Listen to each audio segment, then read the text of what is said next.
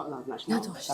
Ne yazsın? И мы как говорим из бедности, да, он врач, хирург, конечно, Kimdən danışırsınız? Sizə böldüm söhbəti. Doktor, həkim. Hə, sən tanımırsan, hə. Tanımıram, hə.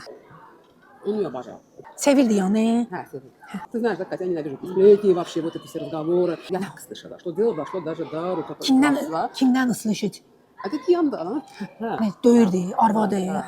Sən də başlama ki, yəqin ki, kim ağarlatlardı da. Mən belə söhbətləri sevirəm. Mən feminist. Mən ağzımı açdım ki, danışsın. Sən deyəcəksən ki, nəsə yəqin ki, eləyib. Gör, nə oldu sonra? Hə. O, mən onu qınayıram. Gedən yerim var, tez ol danış, çıxım Yaxşı gedim. da. Я не хочу вот эти детали, подробности. Это не наше дело. Qohumlarındandır, yoxsa yox? Yox da, da. Qohumdadır. Sən kimdirsən? Первого дня вот прямо вот они дружили очень сильно, да? Gəlinlə bacı, oğlan bacı. Nə yox? Как его sestra, я должна тебе сказать, что помирись и будь с ним рядом. Tüklərim biz oldu. Твоя подруга, я тебе говорю, uxadi. Я прямо Katya, sən tanıyırsan onlar kimdir? Ya, Bilirəm, da, belə şey. Var, bilim də, mən də indi ona buna danışanda deyim, kimdən danışırdı indi? Kitabdır da. Aramız... Nə?